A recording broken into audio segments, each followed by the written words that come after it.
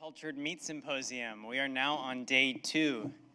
Whether you're joining us in person or you're joining us online, we welcome you. My name is Alex, and I'll kick things off for today. We want to give a quick shout out to some of our event partners and sponsors, including gold sponsors Merck, KGaA, Darmstadt, Germany.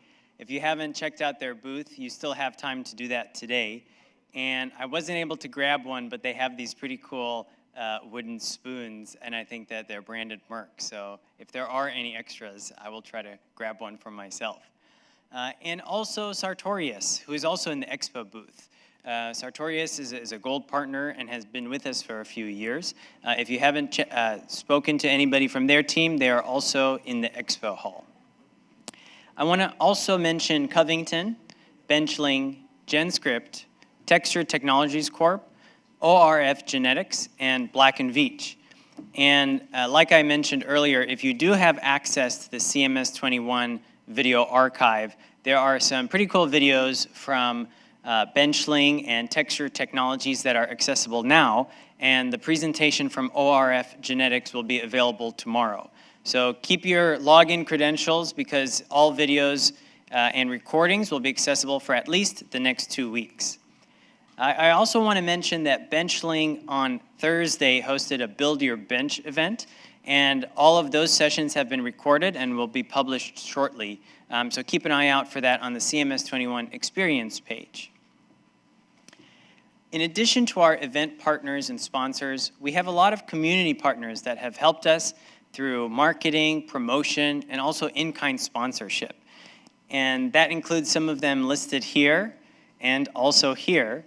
And if you were at the evening reception, you were able to try the Noble Jerky, which is actually a really cool beef jerky that's 100% vegan. Today was the CMS21 Fun Run. And here's a photo of some of the runners earlier today. Let's actually give a round of applause to the runners from this morning.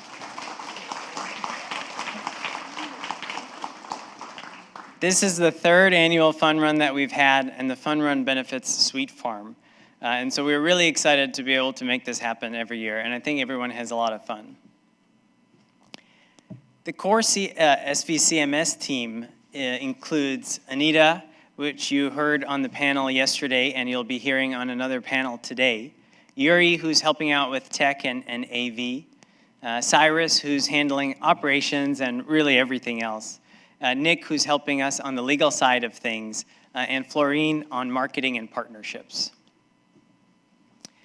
This is a shot from the Dome. If you are here in person, this should be familiar to you, but we do have a New Harvest gallery exhibit that's open, and these prints are actually for sale. If you're interested in purchasing one of these posters or prints, you can do so. There's a QR code in the Dome that allows you to get additional information. All proceeds from the sale of the posters go directly to New Harvest, which is a nonprofit organization.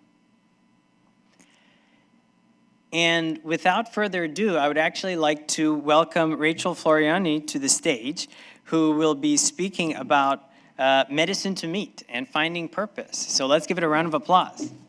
Thank you. Oh, Alex.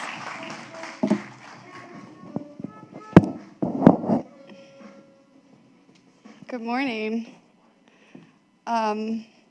So first, I would like to thank Anita and Alex for inviting me here today. When they first asked me to speak, I was delighted. I'm a professor, so I teach several classes several times a week, and so speaking in front of a crowd of people is an occupational hazard, and I love it. The other thing that I pondered, and it very humbled me, was to think, why me, right? I was like, why me? I don't do this. And I'm learning many of your names and getting to meet you for the first time. And so hopefully by the end of this talk, I will have answered, why me? So today I'm going to take you on my journey. And my journey is from medicine to meat. And throughout this whole process, I have come to find my purpose. I come from the Department of Mechanical Engineering and Biomedical Engineering. I'm part of the Materials Science graduate program, and very recently part of the Food Systems graduate program. So let's start this journey from the very beginning. When I was younger, at about the age of 3, I was put into ballet class, and I studied the French style of classical ballet for 15 years. And in the process of all of that training and all of that performing, I learned the importance of having exact movement. I had the training to take something that was very, very difficult to do and make it look easy. And I also had that training to make something elegant, a piece of art. And so that is one seed that was planted inside of me from a very, very young age. As I entered school and I went through elementary and middle school, I discovered science, right? And one of the experiments, and I remember this in 3rd grade, I came from a small town with a lot of farming. And someone brought in some lamb lungs, some sheep lungs. And through that process, we learned what an organ is and how an organ functions. And they gave us straws to blow into the lungs, and now when I think about it, it's terrifying. But it captured my attention right away. And I loved math. So I liked being able to tell someone they were right or wrong. And I liked being right. Okay. So there was another seed that was planted in me. I loved science, and I loved that curiosity. And then last but not least, my parents. They were there. My mom, when I was growing up, was a nurse's aide, and she worked at the local hospital. And when I was younger, I would go to visit her, and it was very touching how people who were vulnerable, in pain, didn't know where they were, trusted my mother to help them feel better. And I was inspired by that, okay? My father was the postal manager at the local post office. And of course, getting your mail, all of you expect that, right? We are entitled in this country to get our mail. And so his job absolutely was important. And his sense of humor became very well known throughout our town. And so both of my parents had jobs with purpose. And that was another seed that was planted in me at a very, very young age. So now let's move on to my motivation. So loving science, seeing designing something and building something as a piece of art, and also knowing that my parents were there helping people, I decided to go into biomedical engineering. And throughout my graduate career and my postdoctoral training, all of the people I'm going to mention today motivated me to get to where I am. So first, I mentioned that I went into biomedical engineering. It seemed like the best of both worlds. Did I know what biomedical engineering was? Absolutely not. So as a background and to feel a little bit more comfortable, I also minored in fine arts. There was a very important person, Professor Deborah Charlesworth, and she taught biomaterials as an undergrad. And we used Dr. Alan Hoffman's and Dr. Buddy Ratner's textbook, and I fell in love immediately. And I went to her after a class one day, and I said, I want to do what you do. What do I have to do what you do? And she said, get a PhD. And I said, well, crap, okay. So we're going to go get a PhD.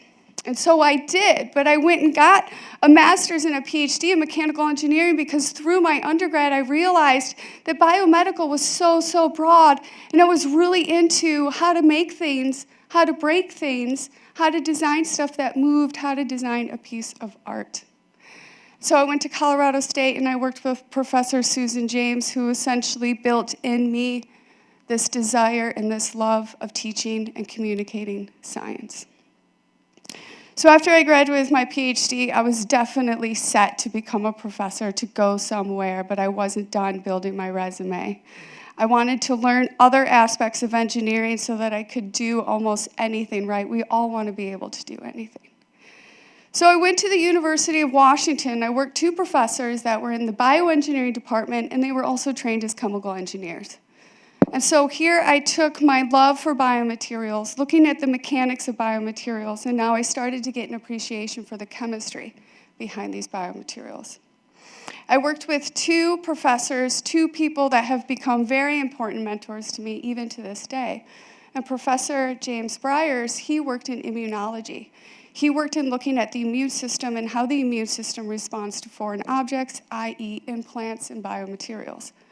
Professor Buddy Ratner, whose book I used as an undergrad, it was awe-inspiring to finally be able to sit down with him over a cup of coffee, one-on-one, and talk about chemistry of materials.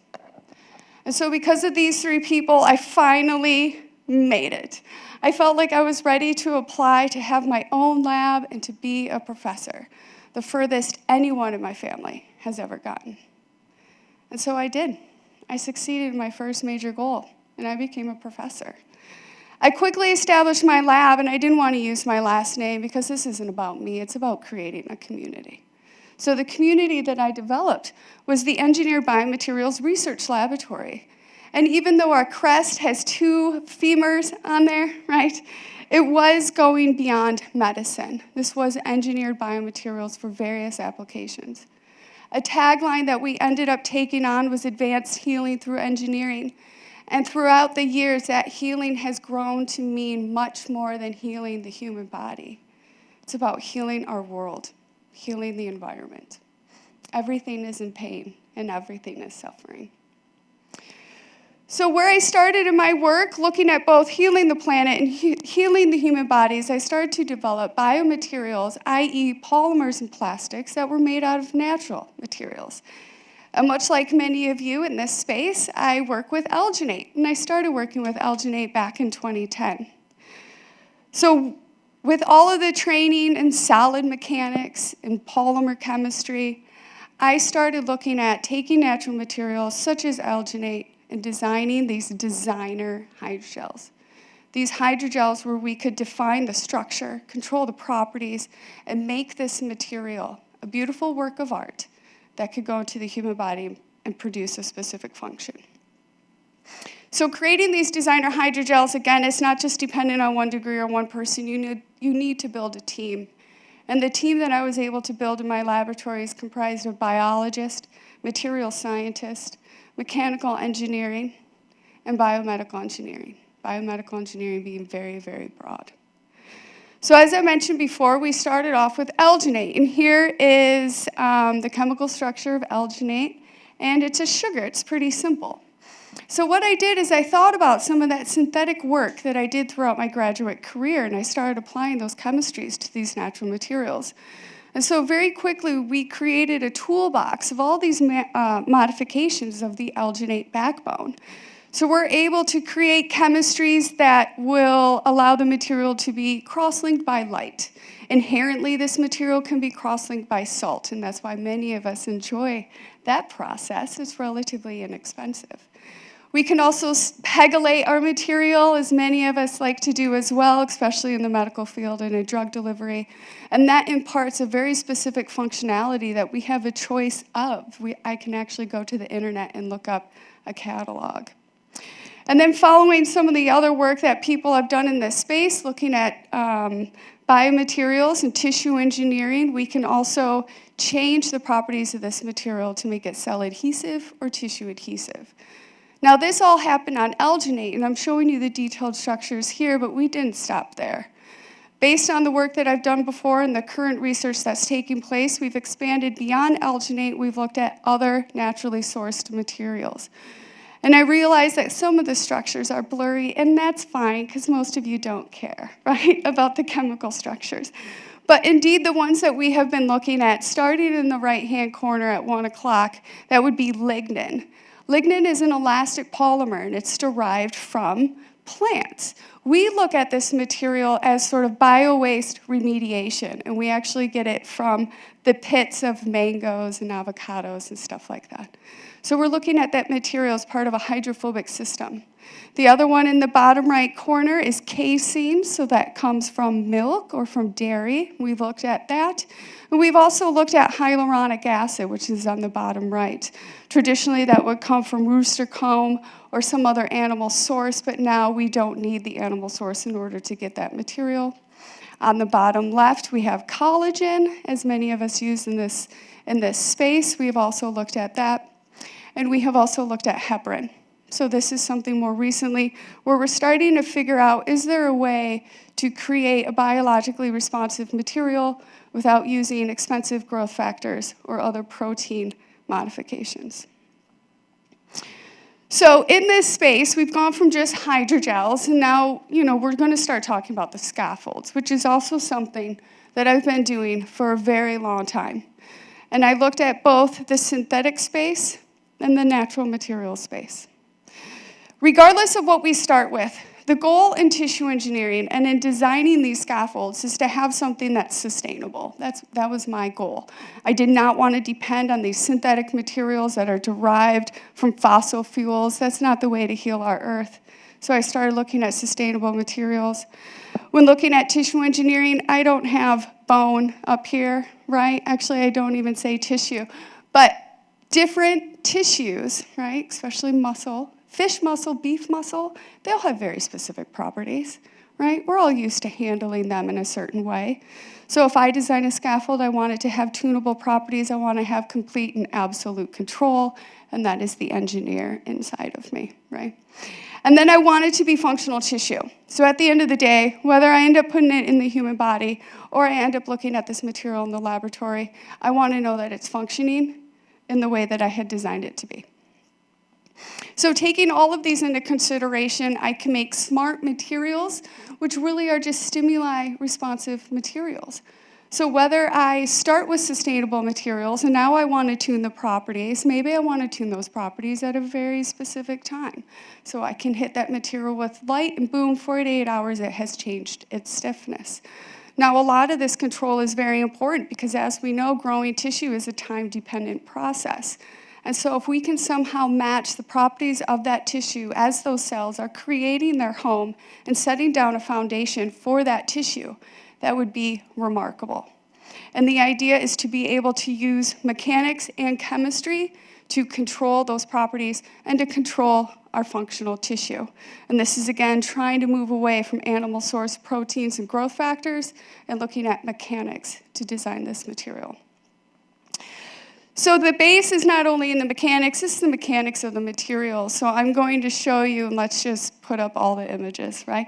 I'm going to show you all of these different ways that I have created these materials, whether it's out of chitosan on the top, alginate in the bottom, and in the middle. So in the top, you can see we have these electrosprayed fibers, right, or these electrospun fibers. And these fibers are analogous and perfect for certain tissue types. What's nice is depending on the chemistry and the actual design of that device and of that process, we can control the density of the fibers, i.e. controlling our porosity, which controls fluid flow and shear stresses. We can also control the thickness of those fibers. So if we want to tell the cells to do something very specific for a very specific tissue in a very specific part of the body, we can do that. In the middle, you can see these are porous materials where we haven't laid down any fibers, but we've taken a whole hydrogel. We've taken our whole designer hydrogel, and we can create these porous materials, whether they look like these beautiful sponges on the left and in the middle of that middle row, or they look like more organized, more macro porous materials. And these, of course, lend not only to differences in mechanical properties, but lend to different biological reactions from the cells that are cultured onto these materials. On the bottom left, we have microspheres. These are about 400 microns in diameter, and we can go all the way down to 400 nanometers. Many of you will take these particles and you will grow cells on the outside in order to culture cells or to grow up your tissue. And that's something that we've looked at as well. Another nice thing is depending on the size of our materials, we are able to change the properties so cells can go inside and they can get outside, right? Or we can change the structure of these materials in real time to get cells to come off, maybe, and lay down a different matrix. And then the images on the bottom where I have this purple-pink hydrogel, this is just to show that we can make these things as thin strips. We can take these strips, hydrate them, like in that bottom right picture. We can make them sticky, not sticky. We can make them hard and fibrous, right? That which will match muscle tissue, and we can make them soft, squishy, compliant for fat tissue. And all of this can be based on the mechanics and the structure of the material, which has been shown repeatedly in the biomaterials traditional tissue engineering world. And so now let me take you through a review of all of the research and try to answer that question of why am I here? Okay. So when I started out in graduate school, I started out with synthetic plastics, and I actually made a product. This we dubbed biopoly, which is that white plastic on top, and it has been molded into a titanium porous implant. And this implant is an osteochondral plug, as you can see in that x-ray. I went through the regulatory process of this material. We licensed that technology from Colorado State and sold it off to Schwartz Biomedical, which eventually became Biopoly. And it is now about to be implanted into people as a consumer product in the United States. That was very exciting, but I got to see that regulatory process, and let me tell you, we just got the patent 17 years later? So next, what I did is I moved from that synthetic material, and I thought that is really silly to replace bone and cartilage with metal and plastic. It's not the same, just to let you know, right? And so I wanted to engineer cartilage, and so I started off with rat cells, eventually moving on to human cells. So now here we have a lot more information. It's much more analogous to look at a larger animal, like a human, and try and design this tissue that has the same structure, the same properties, so it can perform the same function. Then, as I went on throughout my research, as I mentioned before, we use natural materials. That was something that was important to me. I wanted to start to use something that was sustainable, to create this cyclical process that could be sustainable while maintaining the health of our world, or what's left, and then the health of people, right? But up to this point, I have looked at trying to get people back on the tennis courts. I was getting people back to skiing downhill with all of these orthopedic implants. And I felt like there was something missing. Doing the natural material work, looking at bio-waste remediation was important, but it still wasn't enough. I eventually got to that point where I didn't feel like what I was doing was making a difference. And then 2 years ago, I had a very, very talented graduate student applicant who came to me and said, "Can I do everything that you're doing but grow meat?" And I said, "Yeah, what kind of meat?" "Cow meat." Okay. It was the first time I went online and was exposed to those terrifying, saddening facts that all of you know and all of you are familiar with. And so what I realized is everything that I had been trained to do would allow me to do that. It was the first time where I felt like the stuff that I knew how to do, I finally had a reason for doing it. I could finally make a big difference. So going from something that had a medical impact, which of course is important, but generally I feel like those who receive these medical products are those that are privileged or live in a country where health insurance is available and where you have surgeons that can do these types of surgeries.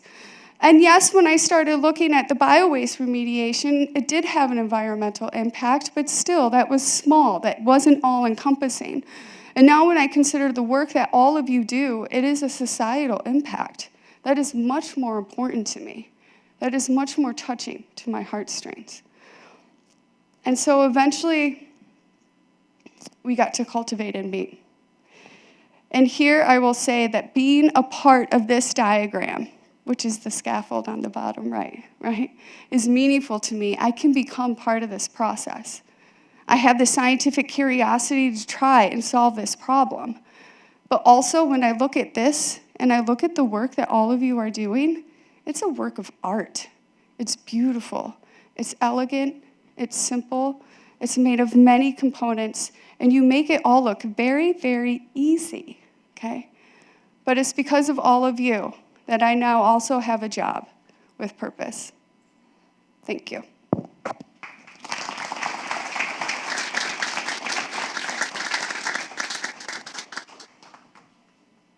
If you have any questions, please line up here. See, I'm not at the front of my classroom, so I can't pick on you, although I do have one student here who's probably ducking his head.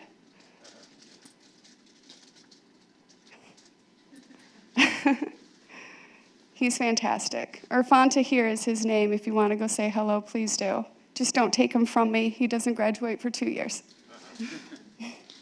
Yeah. Hi, this is Shritika from Vitra Labs. Thank you so much for your talk. I felt like it was very inspiring, your journey to cultured meat. But I would love to ask you a question about more scientific aspect of your scaffolds.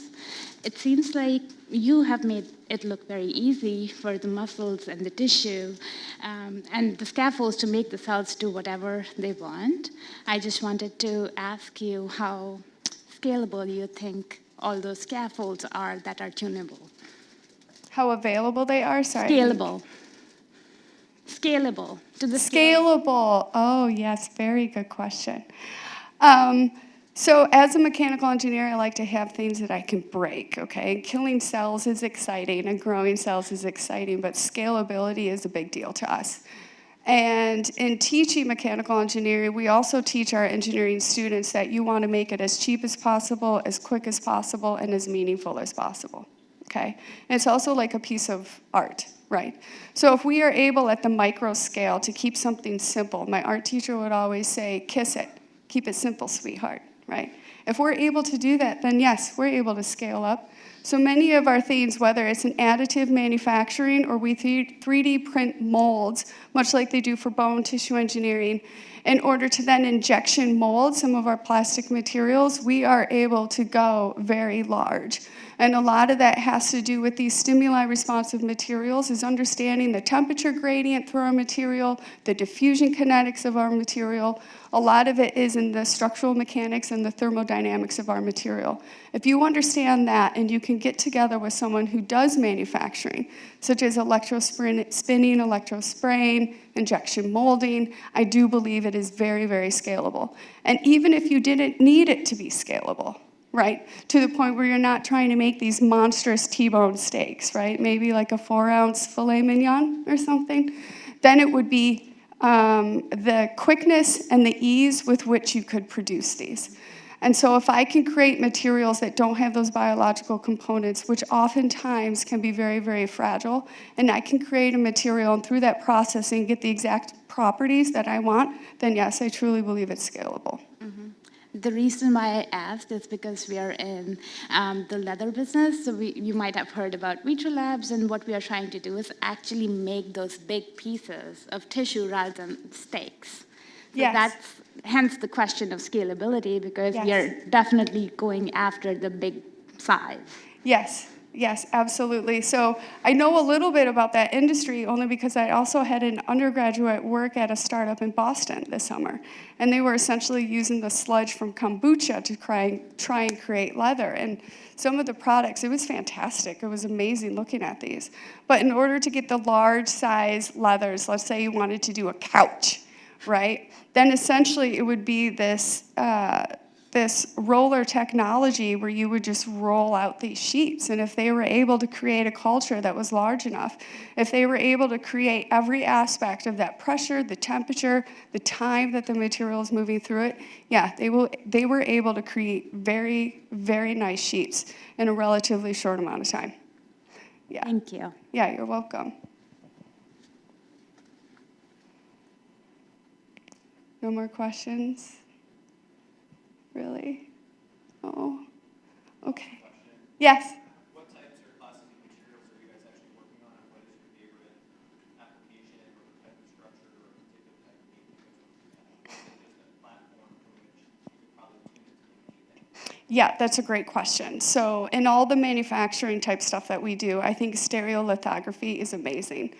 And if we can create one slab of material that based on shining a light on it or designing the material to have different stiffnesses starting off, if I could create a very unique pattern, right, like a beautiful marbled piece of beef, then that would be fantastic. And again, I'm trying to control the scaffold itself so that we can take stem cells, which are much more amenable to turning into different cell types, and possibly get that fat and that meat to grow alongside each other, just like nature developed it. I'm not trying to redo nature, but that's the best part of my job, is I don't think we're going to get there. Mimicking biomaterials is insane, right? And mimicking doesn't mean, hey, look at what we got.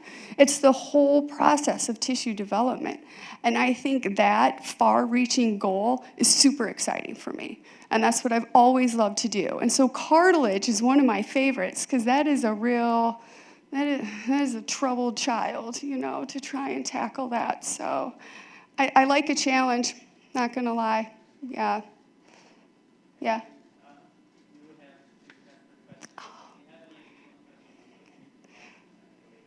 Yeah, please come find me. I don't know many people. Thank you.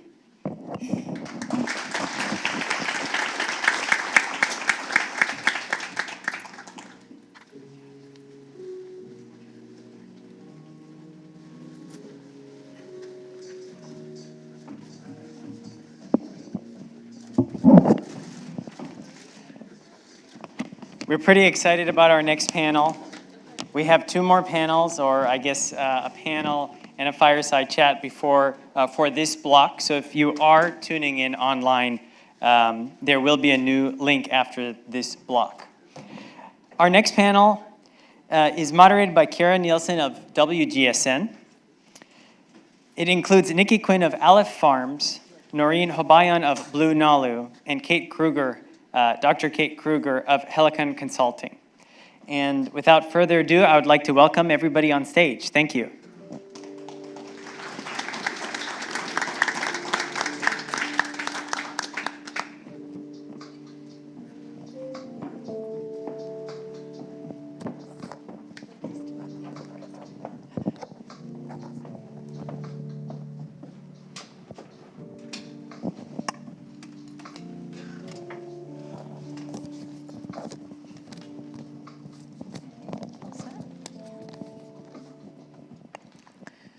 Hi, everyone. Good morning, and great to be back today to continue this conversation and digging into new elements of the future of the cultured meat industry. My name is Kara Nielsen. I am a trend forecaster. WGSN is not a radio station that you haven't heard about. It's actually a UK-based trend forecasting company that started in the fashion space and has expanded across all kinds of consumer areas, including food and drink. So I am the director of our food and drink site, and we have subscribers who are interested in having a sense of where the future is going and how that's going to impact their product design and product development. So grocery retailers, ingredient companies, food manufacturers, and marketing agencies are all our subscribers. So you can imagine they're very interested in these types of topics and how that's going to impact the future of what consumers are looking for and how that is something that's going to help improve their business. So I am very honored to be here today to lead this panel that is also diving deep into sustainability, which is something that WGSN also focuses on very intently. And we just published a white paper called Create Better that looks at sustainability across different industries. And when we were talking about vegan leather yesterday, I thought, well, that's probably somewhere in there. So do take a look. And I am going to let my panel members introduce themselves, and then we'll dive right in. Nikki? Hi, everyone. Thank you to CMS for having Aleph Farms as part of the programming here today. It's really great to be together and to see parts of everyone's faces in the community. And I'm Nikki Quinn. I'm Global Marketing Director of Aleph Farms. Aleph Farms is a cultivated meat company based in Israel, and our first product will be a thin-cut steak. Very exciting. So wonderful to be here today. I'm Dr. Kate Kruger, founder of Helicon Consulting. We're a boutique consultancy that focuses on frontier biotech and biotech consulting, especially in the cellular agriculture space.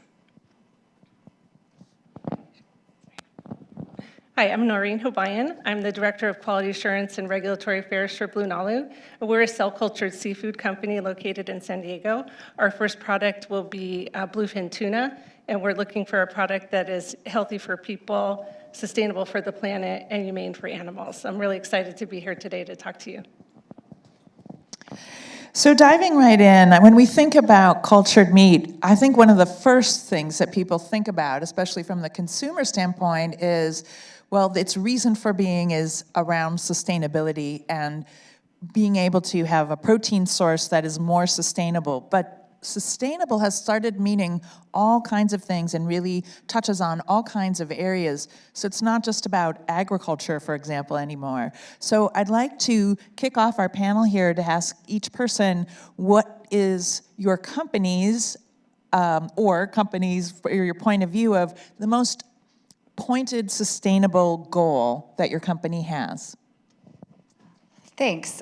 So I think I'd like to start off by sharing our company's vision because it's directly aligned with our sustainability goals. So our vision is for unconditional access to quality nutrition for anyone, anytime, anywhere. And I think it's also important to know that for cultivated meat, one of the key drivers is developing a sustainable production system for animal products that addresses issues from food and water security, food safety, ecological footprints, animal welfare issues. There are many grand challenges that we're all trying to address. We have to meet those challenges in order to achieve the 17 SDGs as identified by the United Nations. And in terms of the way that translates to what LF Farms is doing with our sustainability goals, it's two-pronged. So the first thing is our vision for an inclusive transition to a sustainable and resilient meat sector. We also wrote a white paper recently and published it this summer where we go into it in detail, and I encourage everybody to check it out if they're interested. It's available on our website, and I'll just go over the key elements of it right now. So it's important with sustainability that in addressing these problems that the solution addresses and acknowledges the complexity of the problem first and foremost. And that means that there must be multiple strategies acting in concert alongside policy and education. And the first thing in terms of the toolkit that we see coming together is responsible meat consumption and the adoption of healthy and sustainable diets. The second is sustainable livestock agriculture, along with incremental innovation that increases the productivity of these systems. And then transformational innovation, such as cultivated meat, that would really act as a supplement to sustainable livestock agriculture. And unfortunately, we're going to need a pretty significant supplement in the decades to come. So those are what really the top line elements are of our vision for an inclusive transition. And then another prong of our sustainability goals is our carbon neutrality commitment. We are committed to carbon neutrality within our operations by 2025 and within our entire supply chain by 2030. And I think it's also important to point out in terms of how do we define sustainability, because I think a lot of people just tend to think about the environment, and of course that's an important aspect, but as you can tell by what I'm saying is that this is a complex problem. It's more than just about the environment. So we have 4 pillars of sustainability that we advocate for. That includes the environment, of course. It includes economic sustainability. So a sustainable meat ecosystem must be affordable and it must be profitable. Additionally, social sustainability. So food systems should meet the sociocultural needs of everyone. Additionally, during this transition, farmers, we must look out for the prosperity of farmers, either in thinking about how they can be incorporated into these new systems that we're building, or ensuring a just transition. And finally, health sustainability. So we should be making products that are nutritionally accessible, and that address issues of both over and under nutrition throughout the world. Thanks, Nikki. That really does show the broad elements, and we're going to dig into these points a little bit further. I'd like to pass it on to Noreen to move from land to sea. So when we're talking about Blue Nalu and seafood, what is Blue Nalu's biggest and most focused sustainability goal? So you're right, it is a little bit different because we're focused on seafood, but I think we have some things in common with what Olive is saying. We also look at sustainability from the point of sustainable development. So in my opinion, that is, we're looking at creating growth in a way that meets our needs, but it's not going to compromise the needs of future generations. So as a mom, that's something that, really speaks to me. So we also look at the different pillars. So, we're not just looking at economic gain, but we're also looking at the social effects, we're looking at the environmental, and we're also looking at the cultural. And for me, and I think for Blue Nalu as well, the definition of sustainability is where you have balance. It's the intersection of those things where we can have the profitable growth, but we can also have balance with the environment and social and other needs as well.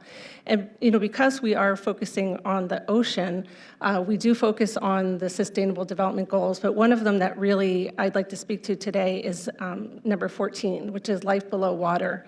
So in my role at Blue Nalu, I think something that I really appreciate is that I get an opportunity to advocate for the ocean. There's a lot of problems going on that are below water that maybe people aren't thinking about all the time. There's pollution coming from plastics, which someone mentioned yesterday. There's heavy metals and other contaminants in the ocean. The ocean is being acidified, it's warming. There's eutrophication going on, and as a result, some of the fish stocks are declining and fisheries are collapsing. So all the time while this is happening, the global consumption of seafood is very high. And the average amount of seafood that people consume is about 17% of their diet, so it represents a significant portion of protein consumption. And the population is growing, but the seafood stocks are not growing. So we're facing a problem where we're going to have a crisis where people who are relying on seafood won't be able to get it. And so we think that our option provides a third option that will relieve the ocean and allow fish stocks to grow and allow people to prosper who are relying on those fish stocks while at the same time supplying high quality protein. And Kate, you have the advantage of looking at a number of different industries and different protein types. What's a sustainable topic that people might be overlooking or that companies should really keep in mind that hasn't already been mentioned? Yeah, definitely. So there are a couple that come to mind for me, especially based on these great explanations here from Nikki and from Kara and from Noreen. So I think a couple of the aspects that I'd like to focus on are, one, Noreen's component of balance. So balance is really interesting to me because balance can take so many forms, because with sustainability especially, on the one hand you have the desire to help farmers and to get small communities active and engaged. And on the other, you've got the sustainability goal of building large facilities that are the most efficient and the most effective. So hitting that sweet spot where both we can satisfy the farmers' needs, but also hit those sustainability goals that will likely be driven by big facilities, is going to be very, very interesting. Another balance point that I think is going to be really fascinating is energy. So it's pretty clear from a lot of projections that water, for instance, is saved in general by cellular agriculture products, most likely. Same with land footprint. But one of those interesting kind of open questions is, what is the energy footprint going to look like? So if you look at the life cycle assessments that have been done in this space, some are very favorable on the energy side of things, some are very unfavorable. And largely, I think that has to do with the fact that we're still figuring out where that will all land. So that's something I think is on all of our minds as these products develop, is just how we can make sure that those energy numbers are as good as possible. Well, it's been interesting to see how consumers and more everyday people, and especially our younger generations, are so attuned to these topics and are really asking companies tough questions and have very high expectations from food brands, at least. So as this goes out, one of the things that we're seeing are new labeling on packaged food that talks about a carbon footprint. So I wanted to ask any of you of any specific things that you can share that your companies will be talking about. You mentioned carbon neutrality, Nikki. Can you give us any more details of what that really looks like? Without breaking any promises or right, I know. Your NDA? Well, I cannot share too many more details about it right now because we're about to share more. I was hoping to get the press release done before this, but these multi-stakeholder press releases are take a little longer. So I can't share with you specific details in terms of how we are going to be achieving carbon neutrality, but we will soon. In fact, we see this as something that we need to share, resources that we need to share between companies. I think part of, I think we'll talk about this later in terms of just teaming up together and sharing resources. I think that will be important. So we look forward to sharing our carbon neutrality roadmap in the weeks to come. I can say that we have a couple other efforts that are in line with our sustainability goals, and that includes our space program, All-F-Zero. So a lot of people think space, what does that have to do with here on Earth, right? You hear like the knock a lot on recent activities in space is that, listen, we're struggling right here, right now. What does that have to do with our problems here? And from our perspective, it's directly related. So part of behind the name of All-F-Zero is to produce something with nearly zero resources. I like to say that necessity is the midwife of invention, and space creates the harshest environment you can imagine for the production of food. So it pushes our processes to the brink and inspires creativity that directly translates to our production practices here on Earth for Earthlings. But we also believe that human life should be multiplanetary, and we intend to be the main meat producer on Mars and the Moon. I'm not kidding, it's a part of our key markets. And with that, I wanted to share that this week we were announced as Phase 1 winners of the NASA Deep Space Food Challenge, along with our team from Astrius. Space is an environment where there's a lot of collaboration. You need a lot of different types of experts, so we love that, all hands on deck type situation. So excited to share that because part of our ability to do deep space exploration, we run out of food essentially, so we need to be able to grow food in situ. And cellular agriculture is a great application for that. And another sustainability effort that might not be directly in line with carbon neutrality goals, but overall sustainability goals, specifically social sustainability, is our Gen Z program. So like you were saying, the youngest generations are our biggest supporters and advocates, and we engage them as stakeholders, not as consumers. We engage them not only as mentors to help them, show them the roadmap. You know, there's not many programs at these universities for cellular agriculture, if at all. There's like one or two. So they need help in terms of how to get involved. And also, we engage them, like I said, as stakeholders, including co-visioning and co-creating. Think about how privileged we are to be in this room. Who decides who's here and who gets to envision our new food system? So we intend to have an inclusive approach, and our Gen Z program is part of that. Oh my goodness, I cannot agree strongly enough. I think this is so exciting because these highly constrained environments are exactly where I think we're going to get the most innovation. So I was talking with Nikki a little bit about this backstage because really necessity is the midwife of invention on so many levels. And so we're starting to see this in the space in a really big way. Singapore, of course, is the biggest player currently in cell-based meat, 2 companies and 2 places available already there to eat product. Not to mention UAE, other countries in the Middle East, who of course seeing strong drivers in that space, seem very interested as well. It's just a very exciting time in terms of where people are interested in driving this, and not to mention the next generation. They see these threats more than anyone else. So they are the most constrained generation today. So it's amazing. It's a great time to be thinking about these questions and really engaging with them on a deep level. So Noreen, I'm not sure if there's anything to go back to carbon neutrality or carbon footprint. We've moved off into space by now, but if you want to speak about carbon and also like how that's going to be communicated. You know, we know obviously that shoppers don't necessarily absorb the sophistication of what's really happening, but the carbon question is starting to be something people understand, and whether it's, you know, carbon positive, neutral, carbon zero. I'm just wondering about this carbon question, whether Blue Nalu is thinking about it and in what terms. Well, just an interesting fact, you're talking about going to space, and you know, I'm here also to advocate for the ocean. Did you know more people have gone to the moon than they have to the bottom of the ocean? That's amazing. You know, it's 2/3 of the planet is made up of water, and there's a tremendous resource there. People are depending on it for their lives and livelihoods, and we don't understand it as much as we should. But in terms of carbon emissions and our carbon footprint, the place that we like to start is to compare it to conventional. And the conventional supply is very fragmented. It's really difficult to understand what the carbon footprint is there. But there's one thing that we do know about it, that seafood right now is being transported over very large distances to get to the point point of consumption. And when it gets there, the yield is only about 60%. So our process, which is more intensified and it will be in urban centers, we won't have that transportation issue. And when the product arrives, it will be 100% yield. So the efficiency will be much better.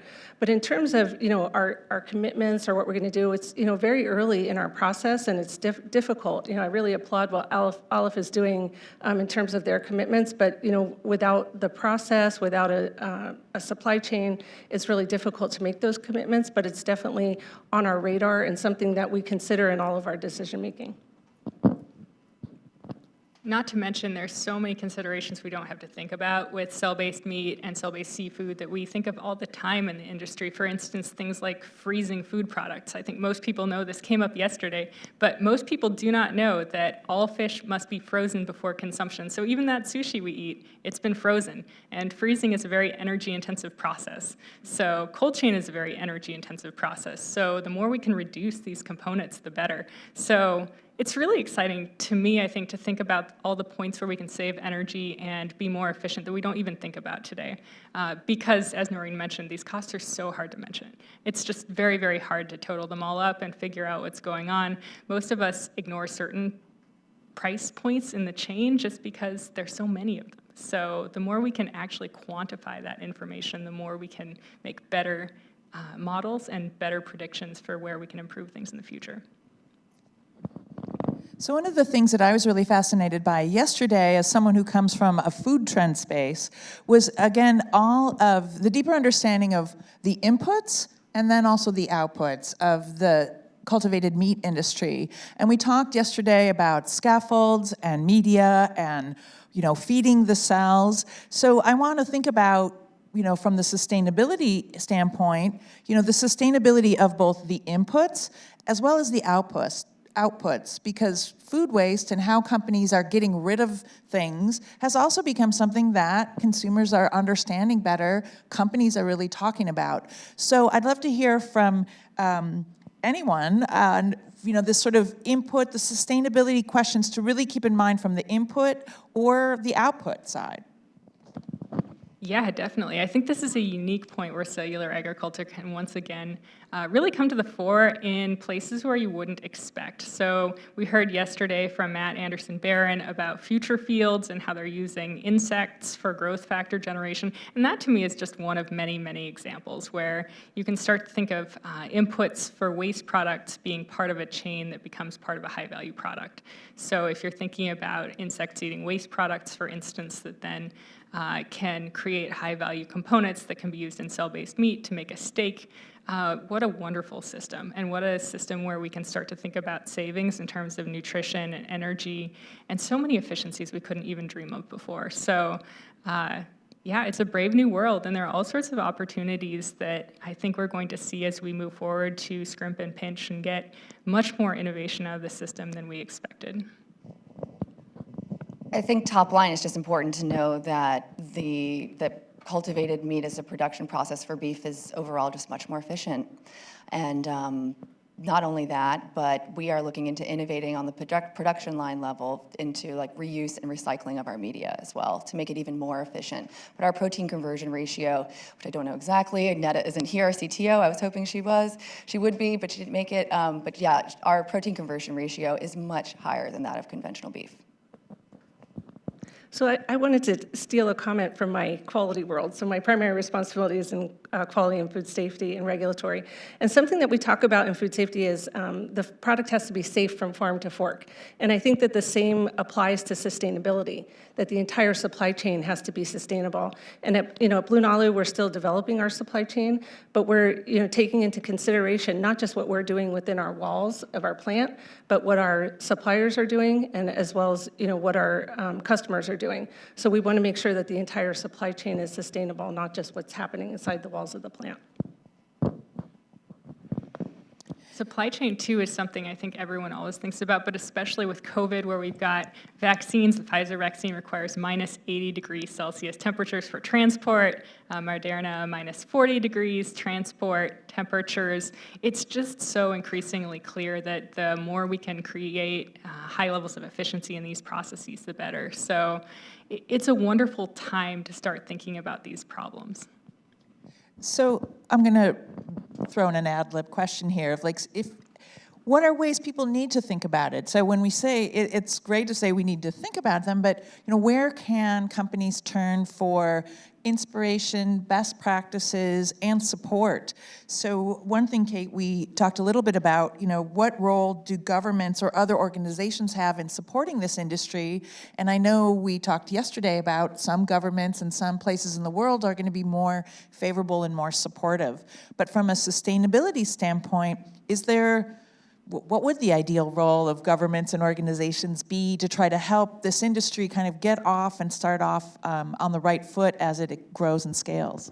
Yeah, that's a great question. And I think it really depends a lot on context, right? So the context of all of these things is so important because in the US, of course, we have this potentially co-regulatory framework, which looks like it's going to happen.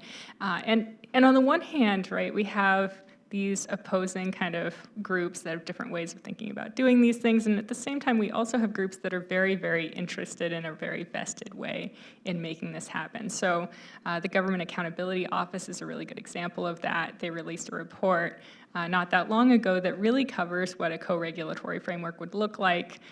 They've had a speaker foresight series on this topic.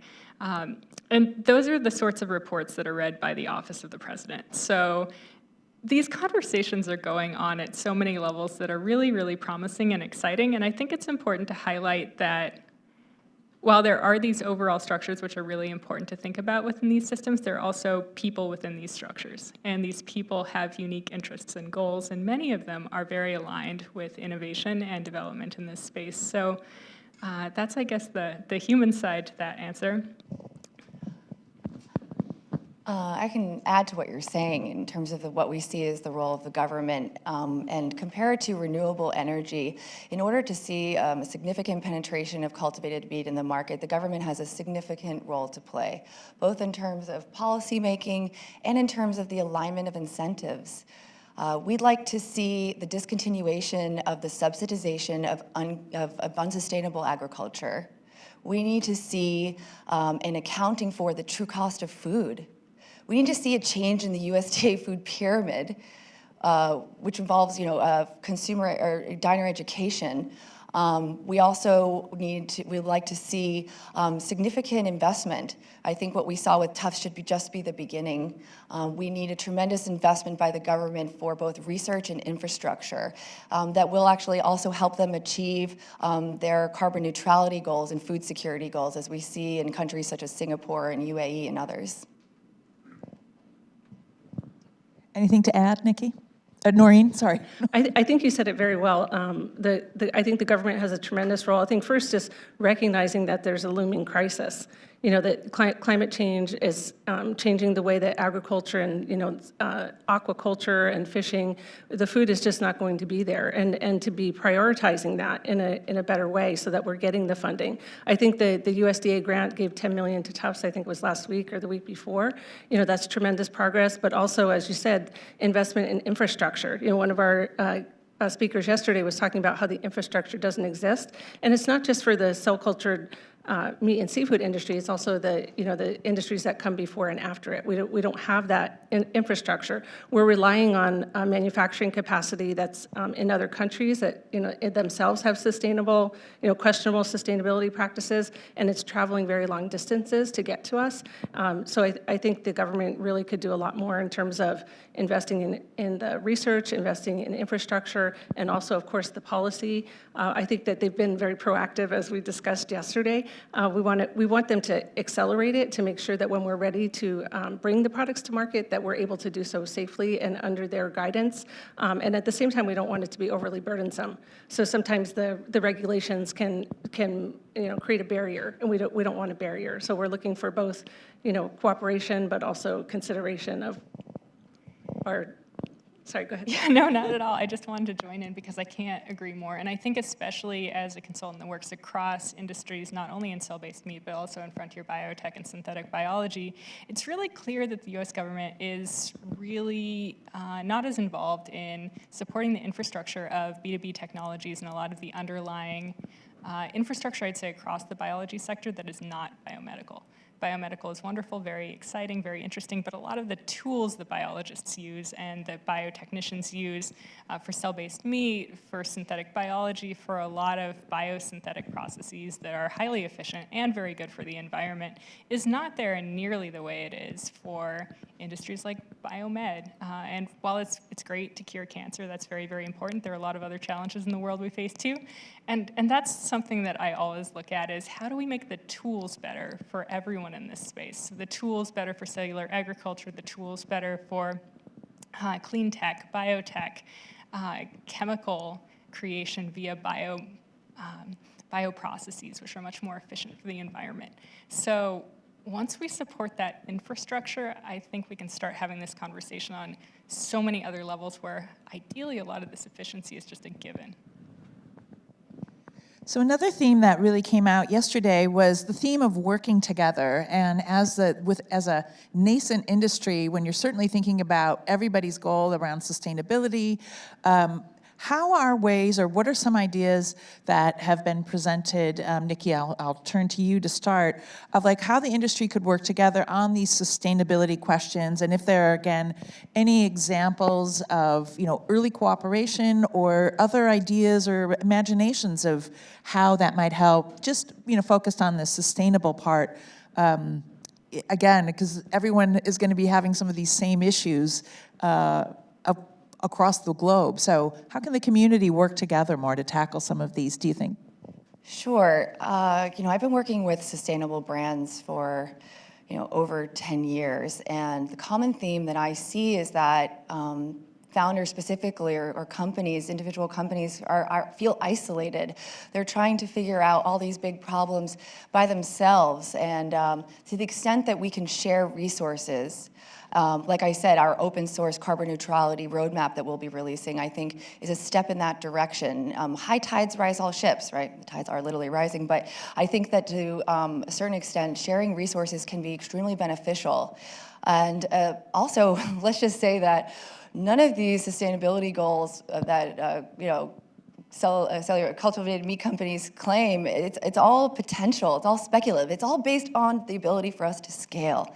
So I think, Olive thinks, in addition, there's potential opportunities within the supply chain where we can share resources, and we look forward to sharing more news about that in the months to come, but I really can't share anything further on that topic, but I look forward to following through and sharing that with all of you by the end of the year. So I think you're right, combining our resources is very helpful. So Blue Nalu is one of the founding members of AMPS, and in that organization, I'm very active in it, and we're talking about, there was a recent EDF blog that's talking about sustainability and different aspects of our industry, and we're able to join together and talk about that and respond to it and really draw from each other's resources because we're all at different levels. I personally am really excited to be here today, but I wouldn't say that I'm like the biggest sustainability expert in the world, but I'm very passionate about it. So groups like AMPS give us the opportunity to talk to one another and to gain from each other's expertise, which is, really fantastic and, very collaborative. So that's one thing. I think something else that we can do as companies, so this is more like internal to the companies, but within the company is to build the right culture. So really understanding between companies what good looks like in terms of culture inside of the company. I think at Blue Nalu, Lou Cooperhouse is our president. He said to say hi to anyone who knows him. I think probably everybody knows him, so hello from Lou. He really does a great job building a great culture within the organization to focus on sustainability. And I think the reason why I'm sitting here today is a testament to that. I've been with the company for a year, and sustainability is one of the reasons why I wanted to join the company. But since then, I've gone out and got a sustainability certification. I've taught my children about it. We've changed the things that we're doing in our house. So I think that, having those right conversations with your employees will change their behavior. It'll change their corporate citizenship behavior, if you will, the way they behave at work, and it will also start to spark innovation that our industry really needs. I think that's really important. And then I think in the long term, something that we need as a group is to determine what good looks like. So what does sustainability look like for our industry? It's very different from agriculture. It's very different from fishing. And there's sustainability certifications that are out there, but they don't really apply as well because our process will be so different. So I think that we need to work together to define what good looks like in terms of sustainability for cell-cultured seafood and meat. And when it comes to what good looks like, I think there's an open question around that of not only what good looks like, but who defines good. So is that something that's internal to the industry, which could be a really great answer? Is that something that's external to the industry? I think recent assessments that we've seen from the Delft study and then the counter article that references the Open Philanthropy Project look at the life cycle of these products is very telling in that we don't have common baselines yet, and we don't yet have a group that we go to for that information. So if you are looking for a life cycle assessment that has less bias, where do you go? And that's not to say that any of these assessments don't have value. They certainly do have value, but we live in a bit of an information void. I think a lot of that has to do with how young this industry is and how much we are getting there, because I think there's a lot of desire from all sides to really have that information really drive those conversations forward. But what's that going to look like? So Beyond Meat, some years back, did a really good life cycle assessment of their product. And that's great because we've got an industry standard directly from them.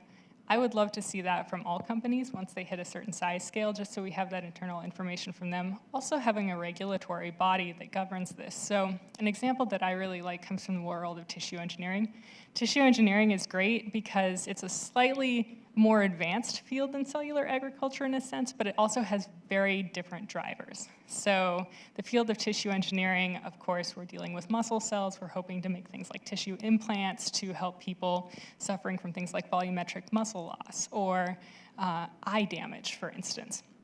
So these are all very key challenges, and of course there's a lot of biology that's very similar, but as you can guess from the type of work that you're doing in that field, you can have a much higher price point and lower volume of production. So if you're putting something in your body, it needs to be very, very clean, especially if someone is ill and getting that implant. But that said, you don't need much of it at all. So in this space, of course, very different drivers. You need to make a ton of product at a very low price. But the commonality that I do see between those places is a ton of regulation. So one thing that we do see in the tissue engineering space that's really great is how many different governing bodies there are around standards. And that's just so key, because when you have various products that must be terribly regulated, that are going into people's bodies in one form or another, you want to make sure they're safe, and you want to make sure that they're consistent. And a lot of that consistency has to do with reporting. So whether that reporting is life cycle assessments or safety standards, great safety paper out recently from New Harvest, the more of that we can get out there, the better. So that transparency, I think, is really going to be what drives the field forward and makes us go from being what's a very young, somewhat disjointed organization and community to something that's very united, very clear, and very positive in terms of its impact on the world. So lots of good things to think about, and certainly lots of opportunities, and many of these things hopefully will come forth and be born. We touched earlier on this conversation around sustainability from like an economic and a social standpoint. So thinking out further, when we get to more of a scaled cultured meat industry, when we think about sustainability of like the livelihoods of the people who are in the conventional industries, even on a big scale or on these smaller scales. So when we think around the world of communities that make their livelihood from fishing, that are along our coasts all over the world, and obviously the fish collapses has already affected some of that. I think about all the people who are employed throughout the conventional supply chain and think about where can they find places, or what's that going to look like? And then how can companies think about this from a sort of broader cultural and social sustainability? So any thoughts on that? I know we're not quite there yet, but imagining a positive future where we have to think about this. Well, I think we're a lot closer than it might seem. So one example I want to give, I'm from Boston area right now, and what we see there is the population has collapsed for cod in the North Atlantic. And with that population collapse, you already see businesses that have disappeared. So Gloucester, Mass. is a great example of this. It went from being a very well-off area to a very poor area. And it's not like that was driven by cellular agriculture or by new manufacturing processes. It was driven by some environmental considerations that just happened. The population of fish just disappeared. And so it's not as though in that context that we're taking jobs or various resources away from people, we're giving them back where they no longer existed. And I think as the environment begins to change, as we start to see the impacts of climate change on traditional agriculture across the board, it's going to become clear that we're not taking jobs away so much as giving them back. And what do those jobs look like when we would give them back? So it's quite possible that because of the nature of this industry, we could have a whole lot more tuning of all sorts of different types of processes. So instead of having one type of sushi salmon you have when you go to out to eat, you could, for instance, have a wide variety of different cell types, potentially that are locally cultivated in all these different areas. Who knows, it could become this bespoke industry in that direction. I think it's really hard to predict. It's really hard to say what kinds of new markets we're going to be able to access, where we can create resources that weren't there to start with.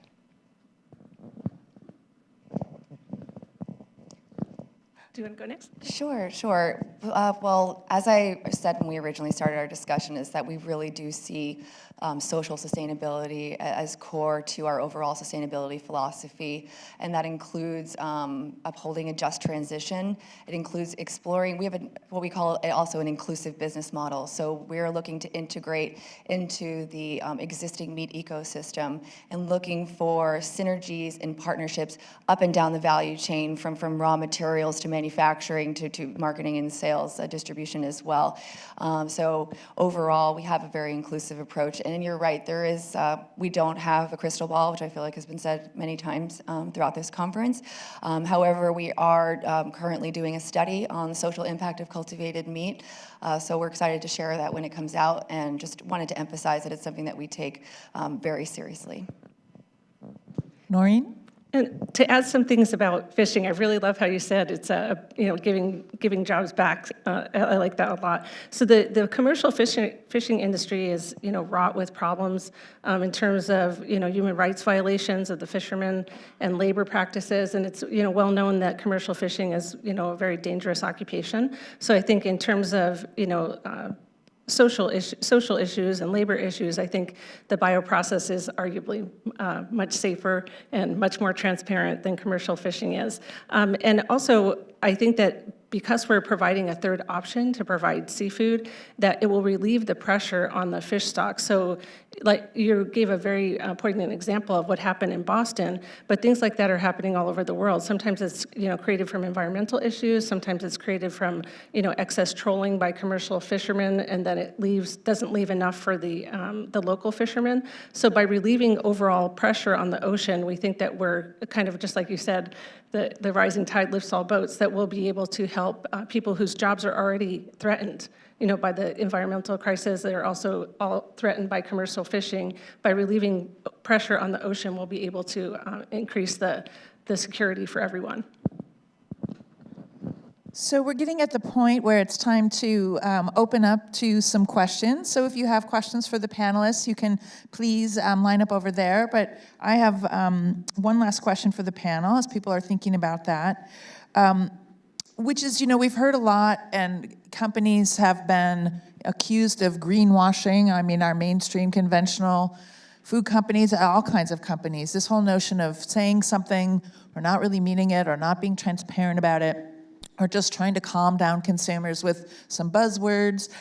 What should the cultured meat and seafood industry be thinking about to avoid any kind of greenwashing? Where are the pitfalls that people should avoid, companies?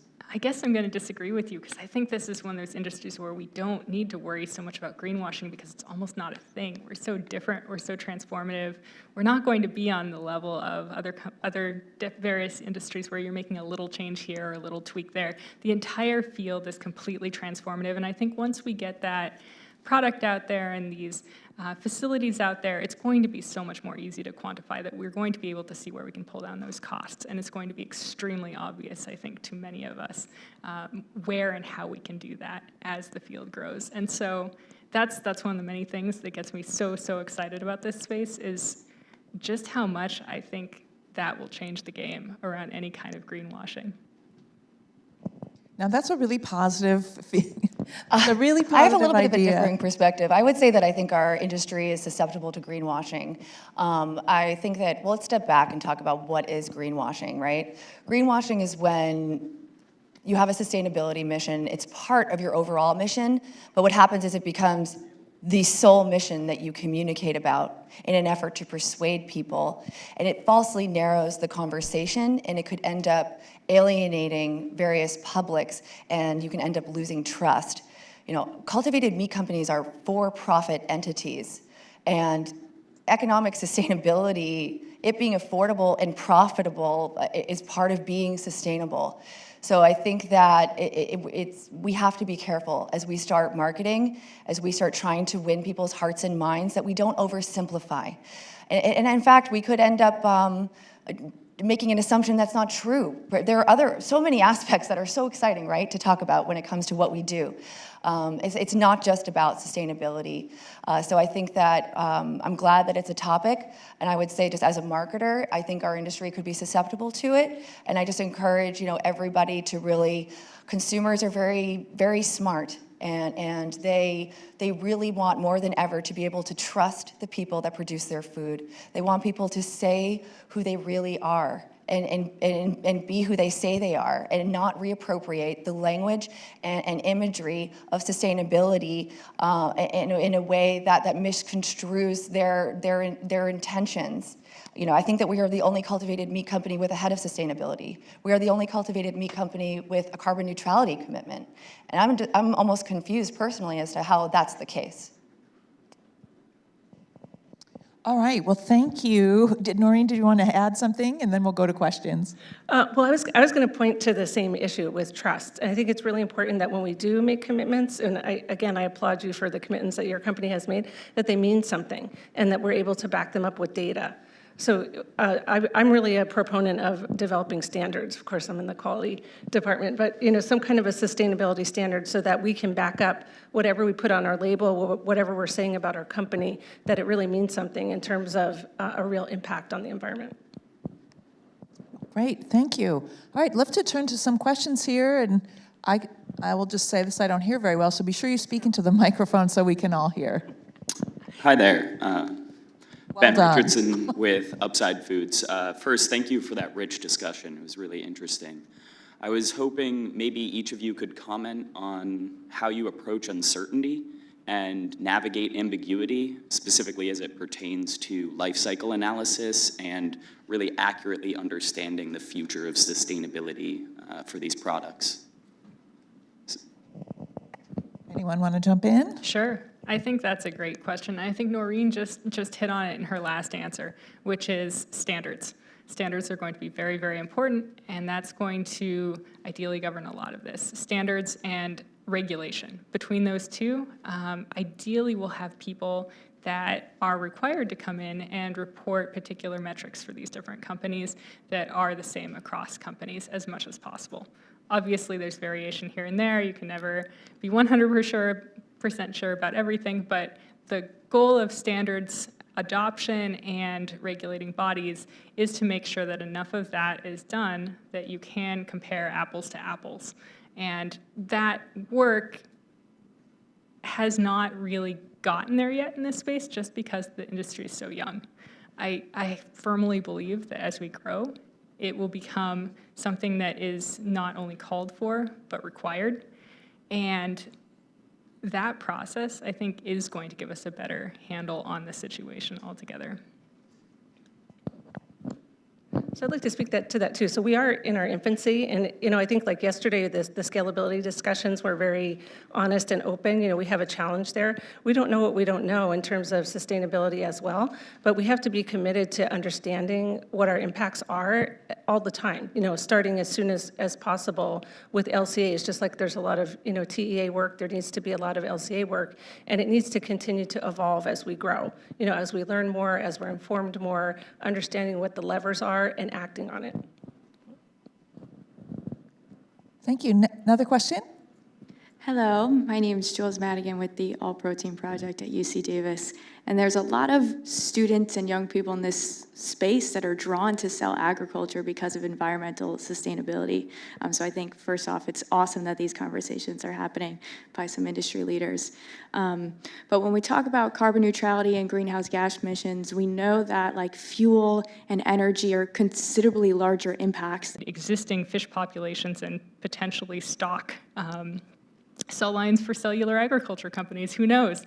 These cycles just get bigger and bigger, and the ways we could have synergies also get bigger and bigger. I think it's just going to be more important that we get the incentives aligned such that this happens. So that's going to likely occur at the governmental level. Ideally, at a lot of different levels, people are going to insist that we have systems that make sense. So I'm all for it. I hope it's on the horizon, and onwards and upwards.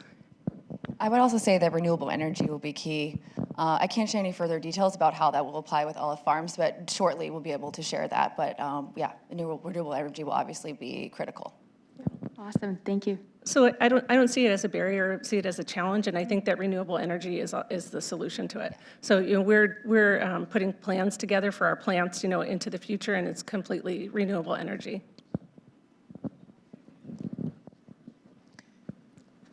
Hi. Hi, I'm Larissa Rudenko. I'm formerly from the FDA, and I currently run a small boutique consultancy, and I have an affiliate position at MIT as well.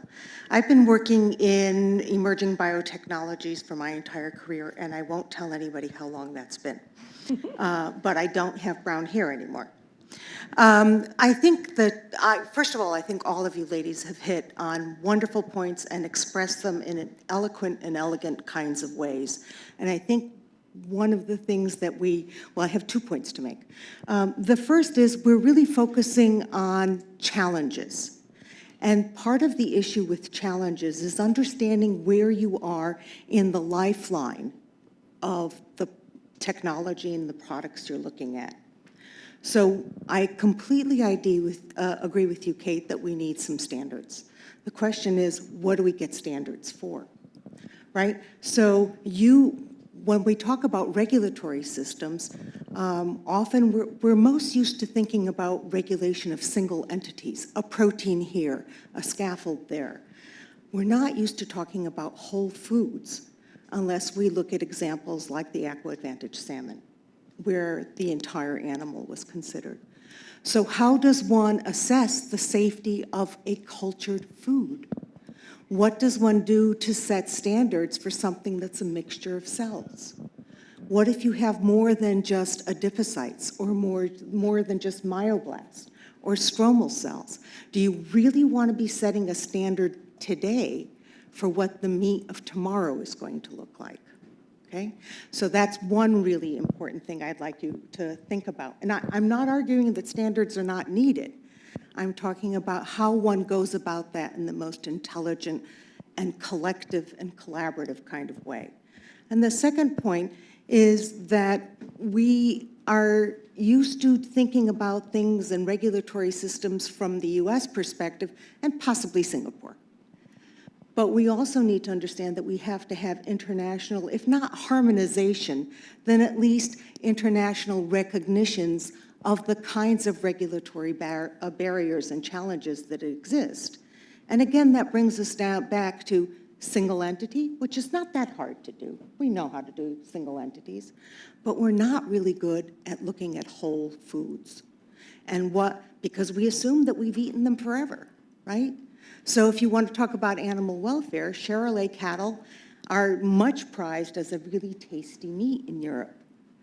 But their offspring are so large that the moms need C-sections.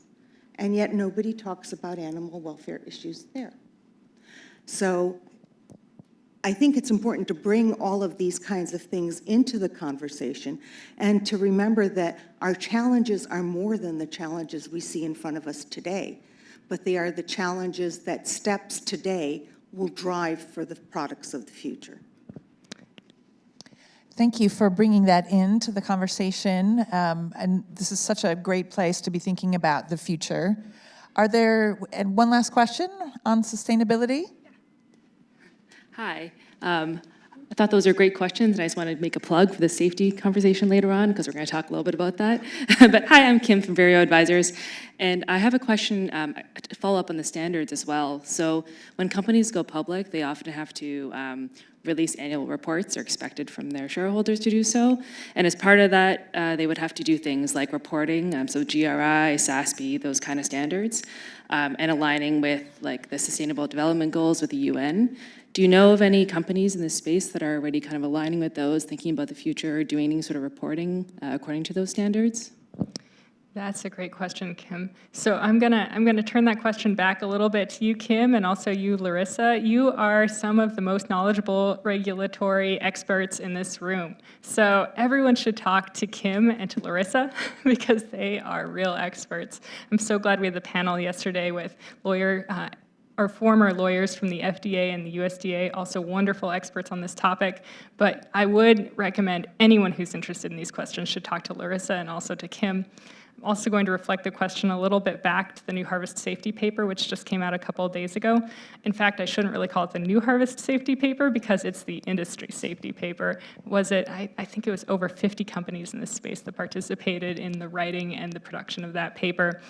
And it really shows that people are coming together in organizing bodies.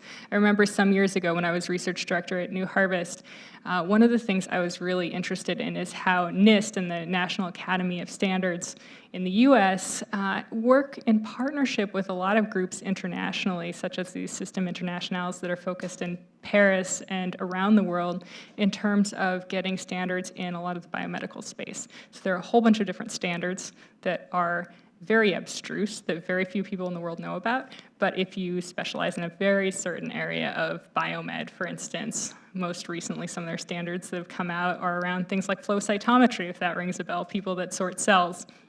So a lot of these micro standards I think are going to be extremely key because there are going to be so many micro standards in the cell-based meat space. We have so many different components to this process that things like NIST may get involved at some point, maybe not as NIST, but as some other organizing body, not to mention these international groups which then groups like NIST and others work with.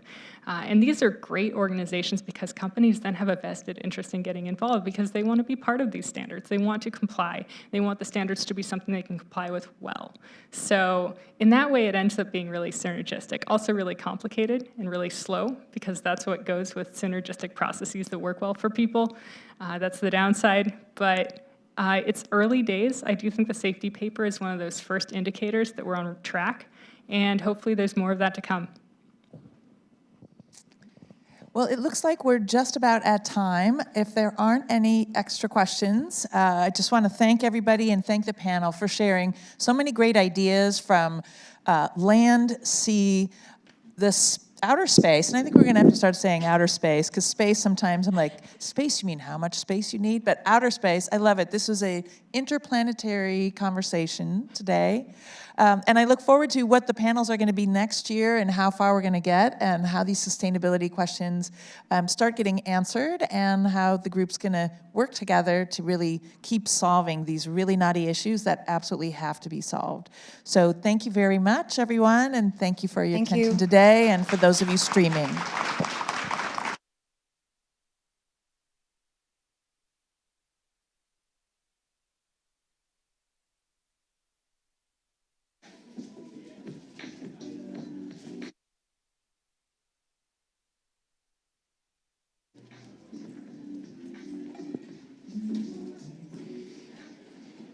Let's actually give it another round of applause for that panel because that covered so many important topics.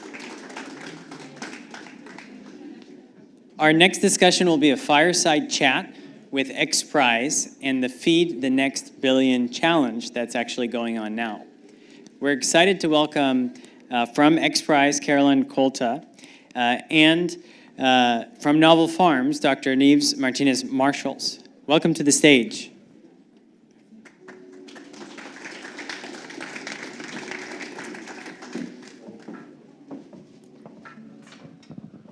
Thanks, Alex. Hi, everyone. I'm Caroline Colta from X Prize, and I lead the competition most recently launched about alternative meat. And I'm here with Nieves, and we're going to have a chat about her and the competition. So I hope you enjoy. It's just going to be a conversation. So first, I wanted to give you all an overview of what XPRIZE does. If you're not familiar, XPRIZE is a nonprofit foundation.